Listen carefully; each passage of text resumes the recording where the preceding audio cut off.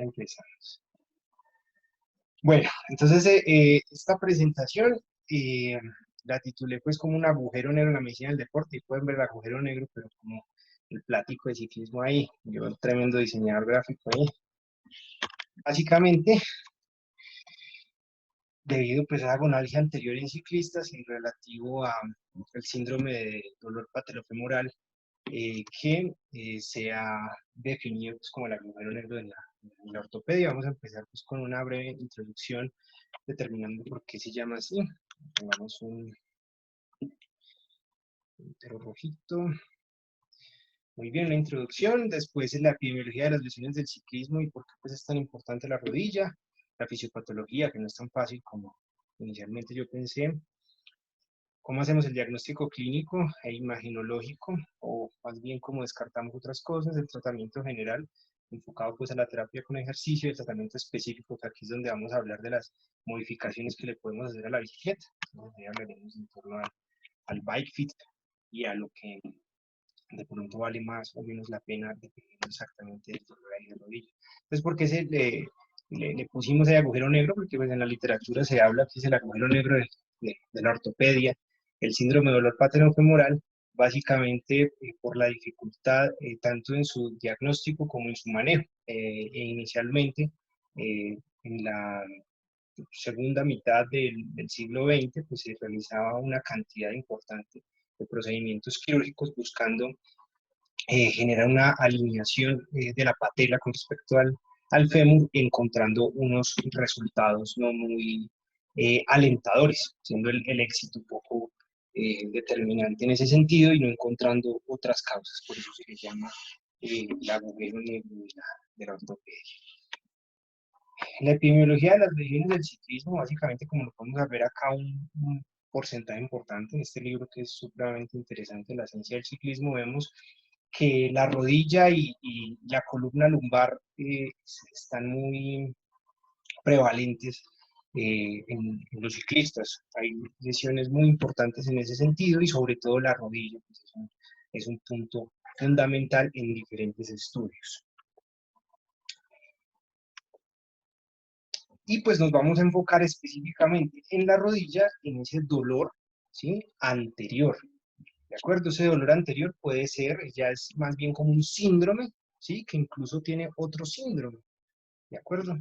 Que entonces vamos a tener el síndrome del patelofemoral, la inestabilidad patelofemoral, que no nos vamos a dedicar mucho debido a que si hay una inestabilidad ya corresponde obviamente a un abordaje de orden quirúrgico y pues entraríamos ya en otro tema, entonces no tanto. La tendinosis sea patelar o cuadricipital, que también me va a generar esa gonalgia anterior. La cupitis es inflamación de la grasa infrarrotoriana, o el síndrome de la plica, principalmente la que más nos puede molestar en este caso es la plica lateral. Pero nos vamos a enfocar mucho en el síndrome de dolor patelofemoral, porque es una causa muy importante eh, de molestias a nivel pues, de los ciclistas, y donde el reto en el manejo pues, es bien complicado. Específicamente de ese síndrome, pues tenemos unos factores de riesgo, que los que vamos a encontrar más importantes son como los señaladitos por acá en verde, ¿sí? ¿De acuerdo? Que básicamente es una alteración de la cinemática de la cadera y del pie, que se ha encontrado que tiene una asociación positiva con el desarrollo del síndrome, mas no implica necesariamente causalidad. Ese cambio en la cinemática es muy importante pues, en el ciclismo, porque vemos que diferentes variaciones a nivel de la bicicleta pues, nos va a generar una alteración en la cinemática, que de ahí eso se vuelva lesiones, bien complicado de establecer. ¿Por qué es complicado epidemiológicamente esto? Porque pues esto es un síndrome que, como vamos a ver, su fisiopatología, su causa, pues no está supremamente esclarecida, entonces no estamos hablando de una enfermedad específica, sino con un conjunto de factores que nos van a generar más bien es una sintomatología. Aquí un aumento en la fuerza de la cadera se refiere específicamente a que existe una predominancia de los abductores de cadera con respecto a los aductores de cadera, ¿sí? Justamente por eso se ha visto, aunque cada vez la evidencia no muestra eso de forma tan clara, que el sexo femenino tiene más prevalencia debido a ese aumento de esa fuerza y debido a ese valor, que vamos a ver algunas cosas, ese aumento de la abducción de la cadera, eso se refiere esa fuerza. Pero el más importante va a ser la disminución de la fuerza concéntrica del cuádriceps, ¿de acuerdo? Y justamente eso se va a ver por una disminución en su misma flexibilidad, que se ha denominado previamente, por eso también los ejes excéntricos van a ser importantes. Igualmente, bueno, y esto va a predisponer en los pacientes no deportistas, pues a que disminuyan su nivel de actividad física, o algunos que ya lo tienen previamente disminuido, pues nos va a llevar a menor fuerza, y eso va a llevar a unas compresiones diferentes sobre la patela y nos puede llevar a eso. En cuanto a esto, no hay nada estandarizado, yo lo veía de una forma como muy simplista en el pasado, y ahora estudiándolo estoy asustado. Entonces, en la fisiopatología, pues no es algo tan claro, porque entonces nosotros decimos, listo, la patela no está muy bien alineada, como podemos ver aquí claramente, pues en esta tomografía en 0 grados de extensión, y pues claramente se ve que las patelas están desviadas hacia el lateral, ¿sí? Entonces uno dice, ah, no, listo, pues claro, eso va a rozar y eso va a tener un problema, pero resulta que en este paciente la del dolor es la de las flechitas, ¿sí? Y la derecha y la izquierda también está lateralizada, pero esa no presenta ningún tipo de dolor. Entonces, bueno, ¿qué pasa? ¿De acuerdo? Entonces, claramente este no va a ser el único factor que va a explicar todo, ¿sí? Entonces, como podemos ver inicialmente, por eso se llama el agujero negro de los ortopedistas, porque listo, vemos en este caso, que vemos en este libro que es supremamente bonito, que no es específicamente de atletas, pero solamente es de síndrome patelofemoral.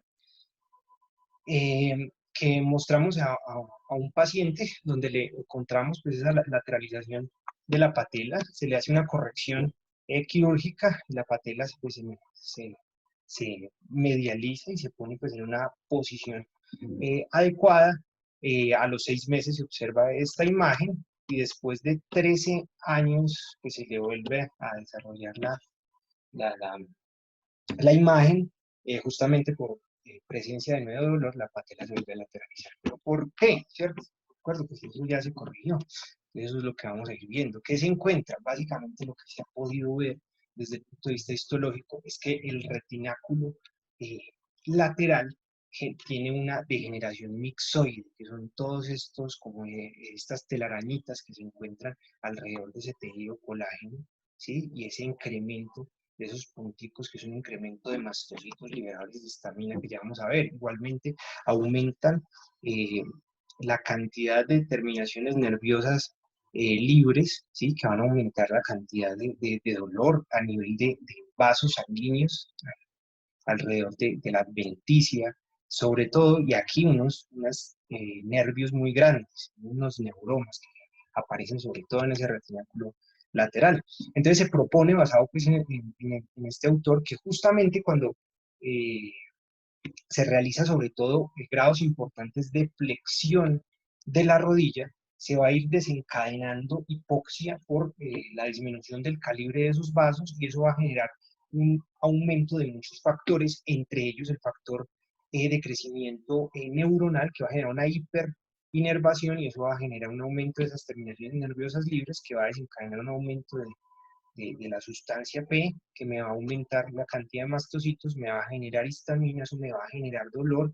Además, esa misma sustancia P aumenta las prostaglandinas, eso aumenta la resorción, ¿no? Y ahí empieza a generar un ciclo vicioso dado específicamente por el movimiento, teniendo en cuenta que dentro de esos factores que no aparecían ahí en el cuadrito, pero sí se ha determinado en algunos estudios que la especialización deportiva pues, es un claro factor de riesgo, específicamente la especialización en los deportes que van a tener mayor contacto y mayor fuerza de reacción hacia el piso, ¿cierto? Como es el running, la carrera, y sobre todo los atletas de resistencia. Obviamente vamos a determinar que va a haber un aumento de la presión patelofemoral cuando tenemos un grado de flexión importante. Entonces, pues la verdad, yo no sé, ¿cierto? Pero entonces uno viendo ciclismo, que lo extrañamos tanto en este tiempo, yo veo a Sergio Higuita correr y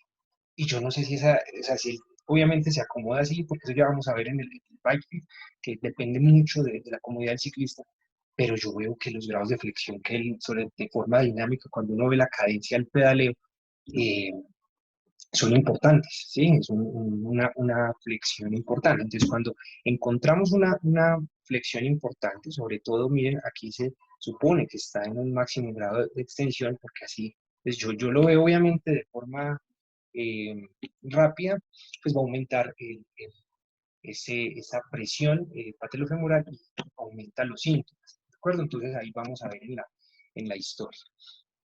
¿Dónde vamos a tener sobre todo un aumento de esa presión? En la mayoría de los casos va a ser sobre la faceta lateral. Esta fotico la saqué de un libro de ligamento cruzado anterior, pero se ve muy bien cómo esa rotación tibial lateral me va a generar, y además esa rotación lateral de la cadera, ese aumento de la fuerza de los abductores de la cadera me va a generar esa presión sobre este ladito de la patela, ¿de acuerdo?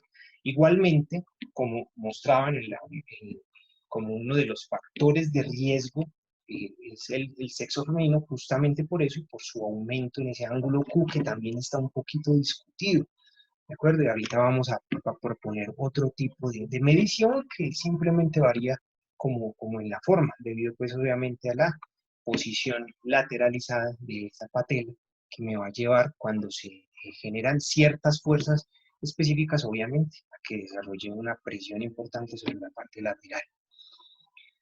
También se había postulado que existía una alteración en la activación de los bastos, específicamente que el basto medial se demoraba mucho en activarse con respecto al basto lateral. Pero pues en investigaciones con electromiografía, pues se ha visto que eso no es tan así, porque justamente el basto medial se demora mucho, incluso en los controles, en los pacientes con el síndrome de dolor patelofemoral, pues está mucho más cerca incluso la activación del vasto lateral. Entonces no es tan claro. En algunos casos se ha visto. Por eso la terapia, en muchos casos, bueno, hagamos una terapia enfocada a mejorar la fuerza del vasto medial, ¿cierto? Primero, también es discutido que encontremos unos ejercicios específicos y que solamente nos enfoquen en ese lado, algunos con biofeedback y demás.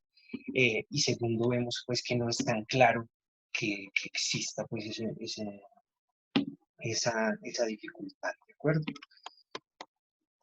Y además, pues en nosotros, además del síndrome patelofemoral, pues tenemos obviamente la tendinosis sea cuadricipital o patelar, donde sabemos que el principal problema es esa degeneración específica del tejido colágeno y de las fibras que se encuentran, eh, que hay una desorganización de esas fibras colágenas más allá de la misma inflamación, ¿sí? Donde pues existe pues esa misma desorganización del tejido y pues esa presencia de neovascularización, como lo podemos ver en estos dos casos comparado con los casos normales. En cuanto a la plica, pues podemos ver la plica lateral, suprapatelar, mediopatelar e infrapatelar, y en este caso la plica lateral, en algunos casos, que se encuentre acortada, sobre todo, va a llevar a la patela puede llevar a la patela hacia medial, y entonces eso, cuando nosotros hacemos el examen físico, llevamos la patela hacia medial y representa dolor, podría ser la solución. Aquí podemos ver una patela medio lateral y cómo se ve en la resonancia magnética. Ahorita repetimos la fotico, pero pues sobre todo en este caso hablaremos de la plica que nos presenta problemas para el dolor anterior, va a ser la plica lateral, porque incluso esta fotico era de la plica lateral, sino que la volteé para que quedara bonita con respecto a la otra. Y pues obviamente la inflamación de esa grasa intrapatelar pues me va a generar obviamente un dolor anterior debido a esa comunicación o a ese contacto que tiene con las diferentes estructuras, ¿de acuerdo? Entonces con los cóndilos femorales, con la tuberosidad anterior de la tibia, con los ligamentos, y obviamente con la región patelar, que representa pues como esa amortiguación hacia el resto de tejidos y donde también la fisiopatología es compleja. Digamos que cualquier relación, cualquier inflamación de las estructuras adyacentes pues me pueden inflamar pues esa grasa infrapatelar y es difícil aislar esa inflamación de cualquier otra causa, ¿de acuerdo? El diagnóstico clínico, pues inicialmente vamos a verlo por la historia que nos cuenta el paciente. Entonces inicialmente pues una historia de sobreuso, sea el que sea, pues en el caso del paciente, en el caso del ciclista, pues obviamente si tenemos una historia de grandes kilometrajes, lo que sabemos pues en el monitoreo, esos spikes, esos aumentos en la intensidad y en el volumen súbito del entrenamiento, vamos a tener un dolor, ¿sí? Que va a ser difuso, va a ser vago, asociado principalmente a la actividad, que va a empezar de forma insidiosa, ¿sí?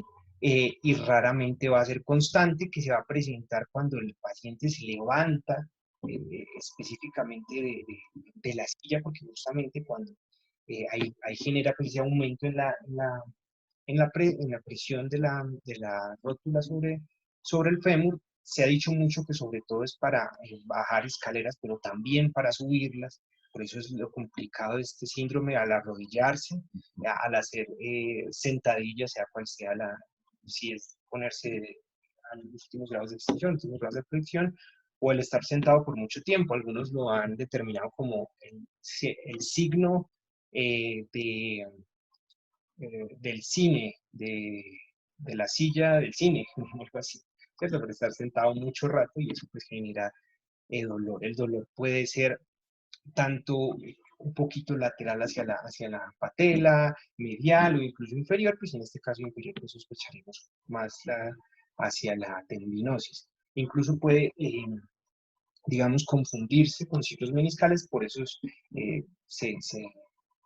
se infiere que probablemente esa misma inflamación genere una propagación de estos mediadores inflamatorios sobre los ligamentos patelomeniscales. Y obviamente ese crack y ese sonido que se genera, que uno interpreta pues como ese roce patelofemoral, pues busque mucho y en los textos menciona pues que no se conoce exactamente esa causa de ese sonido y que no se relaciona con la gravedad de la enfermedad. Pero bueno, cualquiera de estas cosas pues va a ser como signos. ¿Cómo tenemos que evaluar al paciente? Obviamente pues el examen físico tiene que ser completo porque entendemos que como vimos en la primera imagen que las dos patelas estaban lateralizadas pero era una sola la que dolía, pues obviamente una alteración postural puede ser lo que nos genere esta alteración. En este libro recomiendan de forma muy interesante la valoración del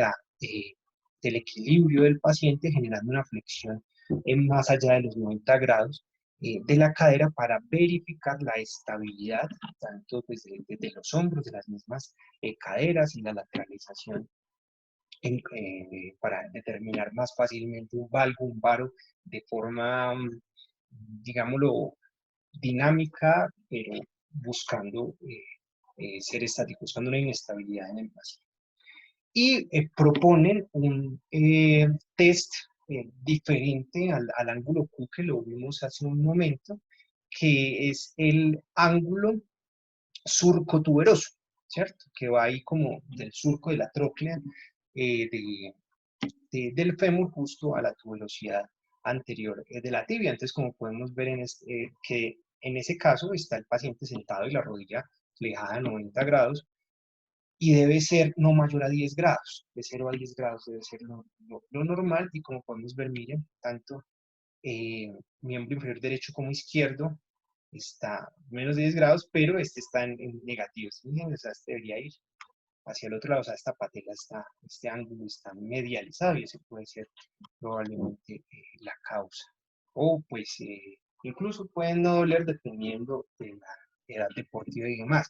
En el ciclismo va a ser muy importante, como vimos, que ese aumento de esa fuerza de los abductores de la cadera va a ser muy interesante. Se va a ver que se ha encontrado que los ciclistas que tienen dolor anterior de rodilla tienden a tener esa abducción de cadera, ¿sí? Con esas patelas o esas rodillas medializadas, haciendo que este ángulo, que lo califican en ese artículo, le ponen el nombre de θc, vaya a ser menor. Y en este caso la abducción de la cadera, que son los atletas que tenían síndrome de dolor patelofemoral, que están en esta línea negra continua, tenían más abducción de la misma cadera. Entonces, obviamente, miren, el examen físico de cada deportista debería complementarse, obviamente, con la valoración en su instrumento. ¿De acuerdo? Entonces, en este caso, el ciclista claramente tiene que ser tanto la postura, y está perfecto en su postura, pero los subimos a la bicicleta en su postura va a cambiar. Pues es una posibilidad. También hay que tener en cuenta si la patela se encuentra en la posición que se encuentra en el sentido cráneo-caudal. Entonces, si tenemos una patela alta, por ejemplo, y este signo de los ojos de saltamonte, que lo podemos encontrar en el paciente con la flexión a 90 grados, y o el signo del camello, de la espalda desde el camello, donde podemos encontrar que hay dos bulticos representados por la patela y por la grasa infrapatelar, la grasita de Hoffman. También tenemos que tener en cuenta, vieron que esa rotación tibial lateral pues es un factor importante de riesgo, pues si tenemos una rotación tibial en el examen clínico pues es fácil, con el gonómetro simplemente ponemos al paciente en prono y le decimos que haga una flexión de la rodilla a 90 grados y llevamos pues uno más o menos con la eh, perpendicular al fémur, ¿sí? Y el otro con una línea transversal hacia el tarso o el álbulo o el transversal al pie, ¿cierto? Podemos ver si hay una rotación lateral tibial excesiva, no debe ser más allá de los 25 grados. En la patela justamente vamos a ver que la mayoría, ya la semiología ha cambiado mucho en el sentido de que cada signo eh, del examen físico se le hace un estudio muy importante, se le refleja su sensibilidad y su especificidad, y en este caso lo que más puede hablarnos de, de este tipo de síndrome van a ser algunos signos con una especificidad importante, pero que ninguno nos va a decir sí o sí que es este tipo de patología, pero que hay que descartar. Entonces, el signo del cubo de hielo, buscando pues que no haya fusión, con esta manera nos enseñado muy bien, llevamos pues el contenido líquido hacia la región inferior de la rótula, y cuando nosotros detectamos si vuelve a subir la patela al hacer una presión hacia posterior, ¿de acuerdo? Igualmente, podemos hacer este signo llevando la patela hacia abajo y haciendo una presión hacia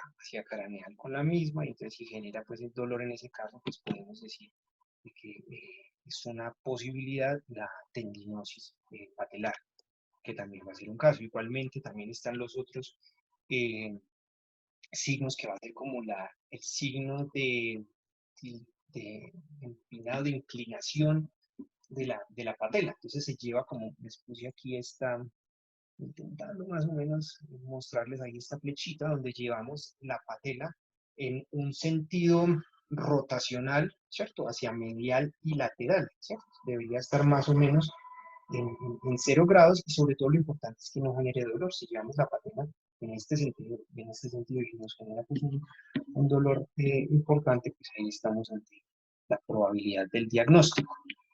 E igualmente, su translación entre medial y lateral de la misma manera, y si genera dolor va a ser importante. También vamos a encontramos signo de la prensión y demás. También vamos a comprimir la patela no sobre el tendón, sino sobre el polo inferior, y eso también, si genera dolor, pues va a ser positivo. Y aquí el signo de la aprensión, que básicamente es intentar llevar a la patela hacia lateral, y si el paciente muestra pues ese signo de aprensión, la posibilidad de esa malposición patelofemoral o esa inestabilidad patelofemoral mejor, pues entonces es muy probable pues entramos a otro cuento. En esta revisión bien importante de los test que más servían para el síndrome patelofemoral, pues, se encontró con una especificidad importante. Aquí les omití los radios de probabilidad y demás, simplemente para ejemplificar que lo más importante pues es esa especificidad, dando valor, ¿cierto? Un hallazgo positivo, ¿sí? Que con esta probabilidad pues podría eh, inducirnos hacia el diagnóstico, pero un valor negativo del test no lo descarta, esa sensibilidad tan disminuida, de el squat, sobre todo el squat isométrico con palpación. Entonces le decimos al paciente que haga un squat isométrico. La mayoría de estos lo hacían a 90 grados, que es lo típico, y se hacía palpación, ¿sí? Y se hacía traslación hacia un lado y hacia el otro, y si generaba pues dolor, pues entonces era positivo, debido pues que ahí, como les decía, en esos grados de flexión, pues se aumenta ese tipo de presión y sobre todo de forma isométrica, ¿sí? Igualmente se le puede, es una contracción pues isométrica del cuádriceps que pues, va a generar este tipo de dolor. También mostraban que existe una, sobre todo especificidad importante, de este squat inclinado, ¿sí? Unipodal para la tendinosis patelar, ¿de acuerdo?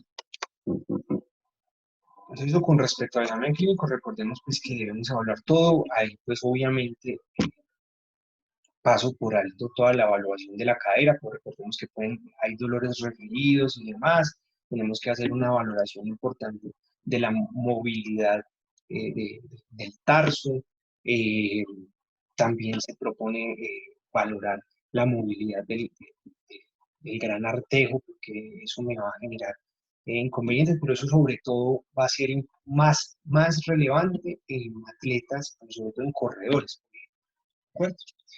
Pero bueno, en cuanto a imagenología, entonces obviamente el ultrasonido va a ser muy importante, eh, y obviamente pues en todos los trastornos vamos a encontrar ciclos. Aquí por ejemplo pues vamos a ver esa disfunción del tejido en el caso de la tendinosis patelar, con el Doppler encontrando una neovascularización y pues que nos induce pues al diagnóstico de la tendinosis.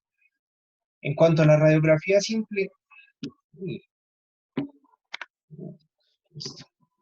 en cuanto a la radiografía simple, pues clásicamente se ha hablado que se haga unos 20 grados de flexión, y aquí nos muestra un ejemplo importante de un paciente donde pues, no se observa pues, que hay una disminución del espacio eh, a nivel medial, pero en 45 grados de flexión pues este se acentúa y ya se aprecian pues, unos signos más importantes de esa compresión pues, del cóndilo medial, entendiendo que estos 45 grados de flexión en estas proyecciones anteroposteriores en la radiografía simple pues pueden ser muchísimo más convenientes. Igualmente, sobre todo, bueno, en todas las proyecciones, pero en este caso en la proyección en lateral de la rodilla, pues entonces también vamos a buscar de que no exista una displasia troquear.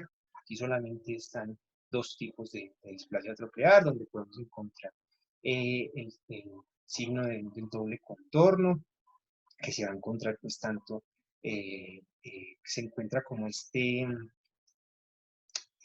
espuela, ¿sí? Supratroclear, que pues nos va a hablar específicamente como de esa displasia, que es como una forma más puntiaguda y no roma como debería de ser, ¿cierto? Que crucen eh, eh, ambos, digamos, ambos segmentos y que nos hable de una forma anormal de la trope. Eso pues lo debemos obviamente descartar. También se pueden hacer en radiografías en la flexión que mencionábamos antes, donde en este caso la flexión se encontraba a los 45 grados propuestos, pero con estrés lateral se encuentra que ella sí muestra este tipo de desplazamiento. ¿De Entonces también es un recurso importante. Hay muchos índices para medir si la patela está alta o baja. En este caso pues solamente les muestro este LP, que consiste pues en la medida entre el polo inferior y la tuberosidad anterior de la tibia y la medida completa de la patela, que más o menos debe ser LT sobre LP debe ser más o menos igual a 1, variando entre 1, 2 y 0,8. Si es por encima de 1 o 2, pues podemos decir que es una patela alta con estos signos del camello y del saltamontes, y si es por debajo de 0,8, pues puede ser una patela baja, ¿de acuerdo? Pero pues obviamente basado pues en la sintomatología de, del paciente. Igualmente, ¿qué tenemos que buscar en el caso, por ejemplo, de tendinosis cuadricipital? ¿Sí? Pues podemos encontrar aquí, no se alcanza a ver mucho, pero pues en este caso hay un signo de entesopatía troclear, que se llama el signo del diente, o de los dientes, que se ve mejor en las imágenes que vemos acá, aquí más cerquita, y sobre todo en esta, ahí sí se ven los dientecitos, que es un signo pues obviamente de dentesopatía. Entonces descartar todo este tipo de diagnóstico.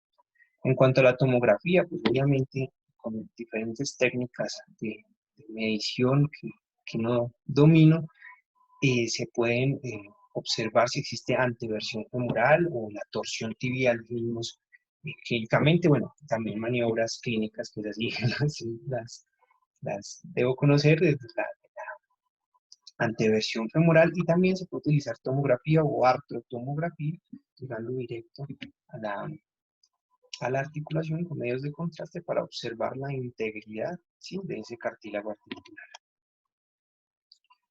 E igualmente, también con medios de contraste en la resonancia magnética, pues vamos a encontrar la integridad de ese mismo cartílago, como lo podemos ver aquí con esta hiperintensidad en T2, esta hiperintensidad en el mismo cartílago articular. Igualmente, como podemos ver acá, esta hiperintensidad en caso de una tendinopatía eh, patelar, ¿sí? Igualmente aquí con también hiperintensidad y desarrollo pues, de esa grasa infrapatelar, aquí igual apagando y aquí también, ¿sí?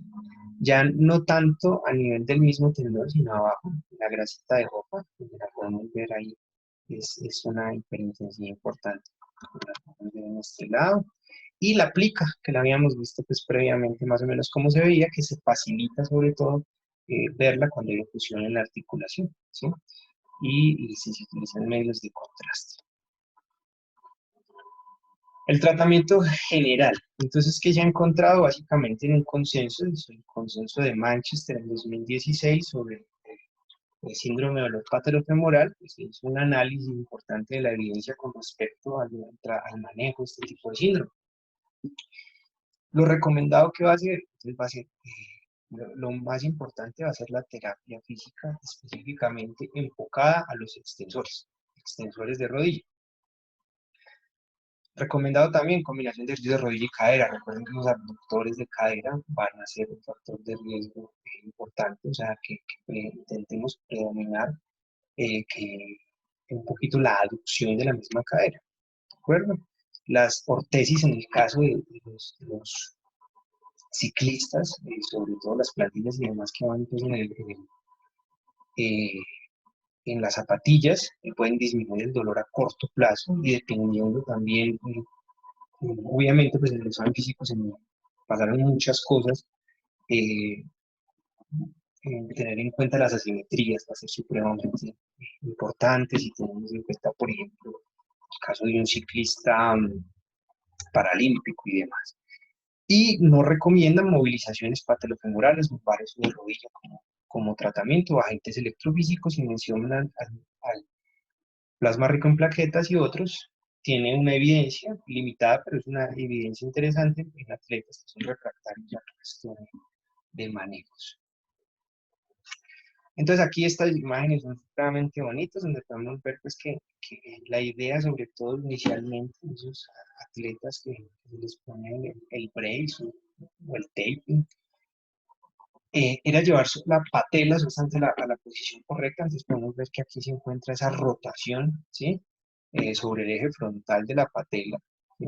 Aquí como esa inclinación o esa rotación en el eje anteroposterior, ¿sí? Y aquí pues igualmente sobre esa rotación más sobre el eje frontal también. Y teniendo en cuenta pues más o menos la angulación o el vector resultante de fuerza de cada vasto, la idea pues del brace es llevar a, a la patela un poco, acomodarla, ¿sí? Y alinearla, ¿de acuerdo?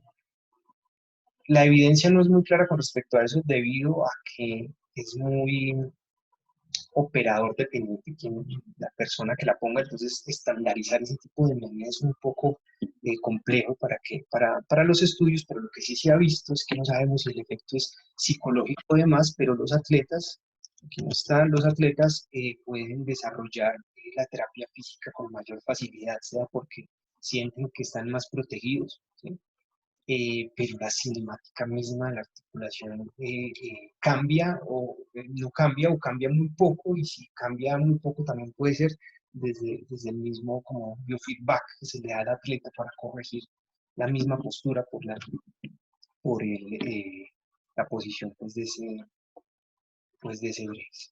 Entonces, se han hecho muchos estudios, aquí no se los pongo porque se los resumo, que unos compararon ejercicios de extensores de cadena cerrada, de cadena abierta, excéntricos y concéntricos, y se dieron cuenta de que ninguno era superior al otro, pero todos eran mejores en combinación. ¿De acuerdo? Entonces, los ejercicios, les voy a mandar el otro link. ¿Sí? No falta mucho, no se me asusten, falta muy poquito. Mandémoslo, exacto. Sí, Alexito.